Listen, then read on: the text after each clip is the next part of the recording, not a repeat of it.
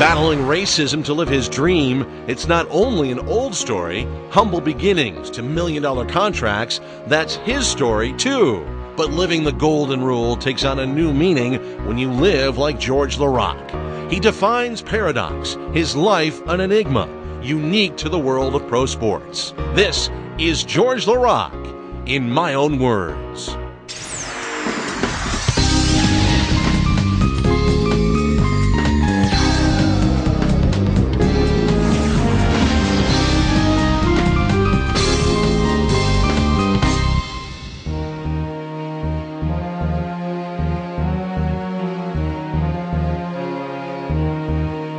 My parents, they actually moved to Montreal from Haiti because they were born in Haiti, and I was born in Montreal, and I have a brother and a sister. And what I remember about Montreal is, people love hockey. And right at such a young age as a kid, everybody's playing hockey on the street. And just like every kid, played hockey on the street with garbage can, and that's what I wanted to be. When I grew up, I told my dad I wanted to be an NHL professional athlete, and I wanted to play hockey. And even though my dad was a professional soccer player, and it's not what he really had in mind, probably what I was going to be one day, but he put me into hockey just so I could be like every kid, every neighborhood kids, around the corner. Back in those days, there wasn't as many minorities and black players playing hockey, and it was really hard, and I was always the only one on the team playing hockey. And every kids, were hard against me, and there was a lot of racists too. And everybody was saying to me, "You'll never make it to the NHL. You'll never make it to the NHL." And I remember going home at night crying because people would call me names and all that stuff. But I kept that in my mind, and at such a young age, I was like, you know what? I'm going to use this as a motivation, because one day I'm going to make it to the NHL, and all that stuff that they said to me, they can all swallow it back up. I get the sense, though, that you could have made it in any sport. Well, I was playing also soccer a lot, as a kid, as following my dad's footsteps. I was a really good soccer player, and I almost actually went also football, American football. I had to make a big choice by going to the States, which at 16, 17, I couldn't speak English. I could only speak French, and sticking with hockey. And it was a big decision to make. But once again, when I was 17, you got to think about those 10 previous years that I endured racism and stuff, and the goal, what I had in my mind. And I was like, I can't quit hockey. I got to stick with hockey. I had a goal in my mind, and I had to show everybody wrong, and that was my way of doing it. Obviously, my parents encouraged me and my brother and my sister a lot. Without them, it would have been that much more harder to achieve that goal. And my dad knew how I was too and stuff, and he lived through it. He saw the races, sitting in the stands, seeing the parents yelling at me from the stands, and the other team, like, he saw all that. And the determination I had in my eyes, he saw it, and he knew that, his son was going to be a warrior, and he knew that there's nobody who was going to make me stop playing hockey. It didn't matter what I went through. When you went home at night and it hit you and it hurt you, did you actually articulate that to your parents? They knew, and they were concerned about it, because they thought that at such a young age, if you grew up through that hatred, how am I going to turn out when I'm older? What if I don't make it? And so they really wanted to make sure that this is what the path that I was gonna stick with. If I leave, they win. They make me quit, and I can't do that. Heroes growing up, hockey players, obviously. Then I take it number 99 was one of them. Oh, definitely. Who doesn't idolize Wayne Gretzky and Mario Lemieux when you grow up? And also, as a kid, also because of my color and what I went through, I wanted to. You want to kind of idolize, somebody like a minority player, and there wasn't really any, right? So believe it or not, when I grew up, the athlete I was looked up into to make it to the NHL was Jackie Robinson. My sister gave me as a kid a book which was about Jackie Robinson, the story about how he was the first black player playing baseball. I didn't know that there was any player in the NHL as black player, so I thought I'm going to be the first one. So when I read the book about Jackie, I was like, oh my God, I want to be like him. I want to be in a book like him one day, and people read about me and being the first. So I read into his story, and I kind of related him to hockey, even though it was in baseball, and reading the stuff that he went through, and I was going through the same stuff. I'm like, that's it. This is who I was looking up to make it to the NHL. Well, I don't want to go here, but I guess I have to. Sean Avery, we all know that he allegedly uttered a racial slur towards you. He denies it, but as you said afterwards, I'm not deaf. I heard it. It was an ugly incident and an ugly day, I'm sure. Well, it was because, and at the same time, it was the first time in the NHL that I went through something like that. And the thing about the NHL is that when you're a kid, you're a kid. When you're in the NHL, we're all men, so we all respect each other. And you know, Sean does his job well, and it's not something that he really needed to do to be effective on the ice. I can understand heat of the moment stuff could be happening and stuff, but what I don't understand is that if you don't get an apology for something like that happened, then it really shows the type of respect that he has for me and for all the people that are my color out there, because they speak a big volume about what you think about all of us when you say something like that and you don't apologize. So that's why it's good to challenge yourself in life and take yourself out of a comfort zone and see what you could do.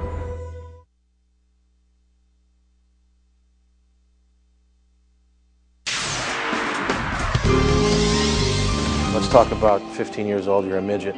What do you remember? You're playing hockey. I knew that this is the make it or break it, because it's a really important year, because then you play midget AAA and then you get drafted in the queue, and that's really close to being in the NHL. And those are the crucial year where your body starts developing and stuff, and I was really bigger than everybody and stuff, and that's when you kind of sink in your head the type of player that you're going to have to be to make it into the NHL.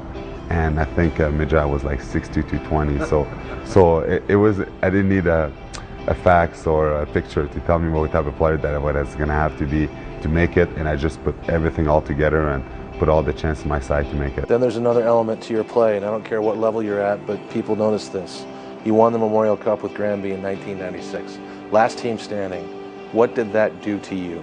That did a lot in terms of people know your characters, because you know, Quebec hasn't won the Cup for 25 years, and winning this really was showing this team how much character players we had in this dressing room. And also, teams, they want winners. You know, when you win, you show teams that you know how to win and you know what it takes. And you obviously, you're not a cancer to the team, because you're a big asset and attribution and stuff. And when I was traded to that team, you know, they brought me in for a lot of reason, and I could score goals, and I played really physical, and it kind of changed the dynamic on the team and getting more respected and stuff, and going all the way and winning it, something that stays with you for life when you win a championship like that. Tell me about some of the coaches in those formative years that mattered to you most and you still draw upon. Talking about coach that changed my career a lot, I got to go back to junior, where I had Norman Flynn that helped me when I started in Saint Jean, being a really good player and complete player. And in terms of using my physique and going to the net and do that stuff I need to do to be drafted, you know, in the NHL. Let's talk about Edmonton, and we'll just start with your first game, because A, you're a kid from Montreal, you've now made it to the National Hockey League, the Edmonton Oilers, and the first game is the Battle of Alberta. It's Calgary and Edmonton. Welcome to the show, right? Oh, I was so nervous. It was unreal. Like, finally, you know, in my mind, I made it. You know, the first game in the NHL, and I called everybody, and everybody was watching the game on satellite. And it was against Calgary, also big rivalry, Battle of Alberta, and I knew I was going to fight that game, and I did. Oh, it's all over! So Larocque's just murdering Simpson.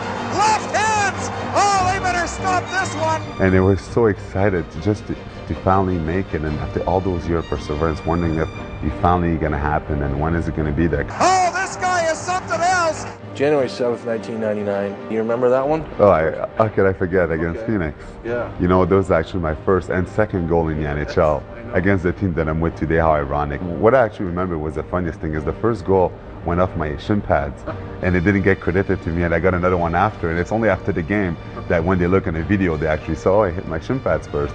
So I actually had two first goal pucks. This is an even bigger day. George Larocque and the hat trick. You know, this day, until I die, I will never forget that day. Comes to the front of the net, Wait, scores! What a goal by George Larocque! It was unbelievable. It was like 4 years ago, and who would have thought? And I would have never thought, you know, being a tough guy to get a hat trick is unheard of. 20 seconds left. He's saved back in the net. Larocque in the slot, turns to the back end, goes right in, back end, scores! A hat trick for George Larocque. I was skating around the ice like I won the Stanley Cup. It was one of the most exciting moments of my life. And people after the game, I saw people crying. They were so happy for me, because once again, my relationship with the fans was really intense, and for them to see that emotion, they were so happy for me, and still having people that talked to me about this was unreal. George, not everybody handles it like you. I mean, what is it about you You have an infectious smile. People gravitate towards you. There it is. What is it? What made that, do you think? Because I'm a people person. You know, I'm drawn to people's emotion, and that's how I play. You know, I play with the way people are reacting and stuff. When you fight, you know, you interact with the crowds again, and you get the crowd pumped up. And I love that. Even when I score, I get so excited that I try to find a way to get the crowd into it, to celebrate it with me. Boy, this is going to be something. What was the Stanley Cup run like for you guys in Edmonton? Last two teams standing, Game 7. You know, it was one of the biggest and best experiences in my career, but it also the most heartfelt break moment I've ever felt like. If I would have known that we would have lost Game 7, I'd rather not even make the playoff. Because when you're that close to win it, and you could smell it, and it's in the building, and it's going to a team or another, there's no other game, this is it. You know, you look at the team that didn't make the playoff, they got the same thing as we did, nothing. Of course the city was proud, and we're proud to get there. But you have to understand, until I retire, if I never win the cup, this moment always going to be in my mind about how close I was, and it didn't happen. How about that night after the game? What do you remember about that? Oh, it was the most silent, you know, you've ever seen a dressing room. People were emotional, people were crying, they're in tears, because they know that the career is only for so long. A chance like this, you don't get it many times. Well, that leads us to the obvious question. Why leave Edmonton? You know, I left Edmonton for two big reasons. First reason is obviously because I didn't feel like the others really wanted me and wanted to utilize me. And at the same time also, being drafted by them in '95 and only team I ever played for, I wanted to explore other options to see where I could take my career and if I could take it to new levels. Because if you only play one team your entire career, when you retire, you wonder how it would have been if I would have been into another team. How is it playing with another team? I had no idea. So that's why it's good to challenge yourself in life and take yourself out of a comfort zone and see what you could do. Then why Phoenix? Why'd you come here? One obvious reason, you know, the great one. You know, I had about 15 teams talking to my agent and in terms of acquiring my service, but when the greatest player that ever played the game calls you personally and asks you to play for him, you just don't say no. And I started to understand that the power that we had with kids, if it's a death wish to see you before you die, then what else could you do?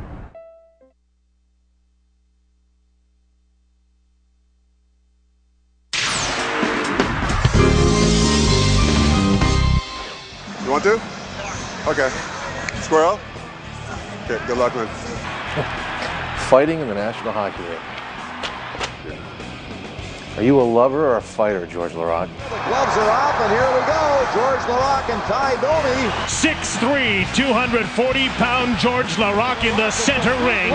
Piston-like. Booming left hands, and it's no contest. I'm actually a lover. I'm not this big fight person. Fighting is what I do because it's my job, but it's not what I love. I don't like fighting. I wish I was born like I was Jagger and I could score 50 goals without sweating, but I'm not. I'm 250 pounds and I'm 6'3", and I'm a fighter on the ice. But it's definitely something that I do because, you know, this is what I have to do to be successful and to be here, but it's definitely not in my nature. The enforcer in the National Hockey League, I mean, you guys will be dinosaurs soon, the way the game is going, right? Yeah. Well, you know, and the thing I don't understand about that is fighting, it's so exciting. When there's a goal, the only people that stand up is people that are cheering for that team. But a fight, everybody wants to see it. And people rush to the TVs, they rush to the bar, and people love it. And now we turn into a ballet league where all the tough guys, they're going to be gone. And it's really unfortunate. And that's also why, you know, I'm working so hard, obviously, on other things. So if this happened, I could still show that I could play into this league. Would you rather be king of the hill, which you are now, or an up-and-comer who's trying to take your crown? Because you're the man right now. It doesn't matter how tough you are. People say you're the toughest guy in the league. It doesn't give you any points. At the end of the year, if you don't have any points and you're the toughest guy in the league, you're not going to have a job. So I take more pride in scoring goals and getting other aspects than just fighting. So then that's why you show you're a complete player. Frankly, what does it do? You know, nothing. It doesn't help your team score. It doesn't do anything. I don't think every athlete understands their responsibility away from the field of play. You obviously get it. Who taught you that? I don't know. A lot of people ask me that question, and it's hard to say because I guess when I started into the league and I went to my first charity function and I look at kids and I just look at their face and the emotion they had, and I remember I was with Doug Waite and went to visit this kid that was actually going to die in a week, and that was his wish to see us, and it sinks in really much in my head that somebody's going to die in a week. Isn't there a more important thing he wants to do? And I started to understand that the power that we had with kids, if it's a death wish to see you before you die, then what else could you do? And I never forgot that. And then I started looking about a lot of stuff that we were doing and the kids' reaction, and we have an unbelievable impact. And I started using it in a positive way. And I'm like, you know what? Why not take advantage of that? I'm really lucky, and I thank God being in the NHL today and make this money and having this life. But how you really thank God? Just by saying that or doing something to showing it? If you feel fortunate about being in this position, then do something to actually be grateful to it. And that's what I'm doing. Because every day that I'm here, I feel bad if I don't do something else for somebody else, because he did this for me. And for the unfortunate people, you should be there for them. This is the real stuff in society today. Not fighting people, buying cars or house and all that stuff. This is all fictional. Because at the end of the day, this is not the stuff that's going to make you happy. It's if you made a difference in this kid's life. When you see a kid's crying, when you go see a kid at the hospital that is diagnosed to die in a week, and after you see him, you see his heart boost up like in a machine, and he lives an extra week because of it. And his parents, they think it's a miracle. They look at this and they get so excited. This is life. How does it feel, you think, when you have this power on people? And that's why that stuff I try to do as much as I can, because a simple message, a simple visit to everybody change people's life. So that's why I think it's so important to do as much as you can and just to feel good about yourself. Why are you qualified to tell me about my love life, George Laraque? Why should I listen to you?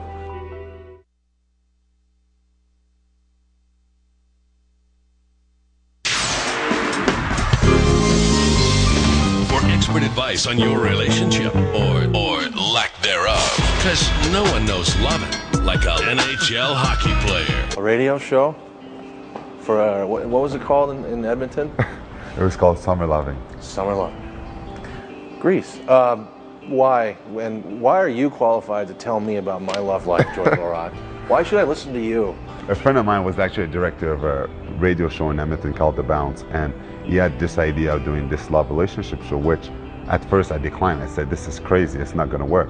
And when you think about it, it's not really hard to give relationship about show, because as a guy, most of the time it's girl calling and you listen to girls talking about the guy. You know, I've pretty much been there in every situation. If he already cheated on you and with your best friend, I think this is really showing you a lack of respect, and really I surely wouldn't do anything to forgive him. I'm throwing all my brother, all the guys under the bus, and I'm saying on the phone, you know, like, leave him, or, you know, he's doing this because of that, all that stuff. And it kind of got people who were interested in it, and to see actually how a guy really feels about you know, relationship and stuff, and it actually got really cool. Chuck. The movie Turnbuckle, George? You were in a movie?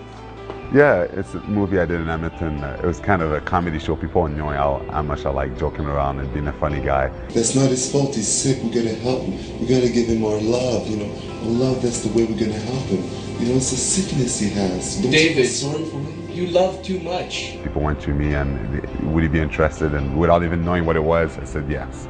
And you know, just because I thought it was something funny and make people laugh, and it did. And I've heard that you are known to sing some karaoke from time to time.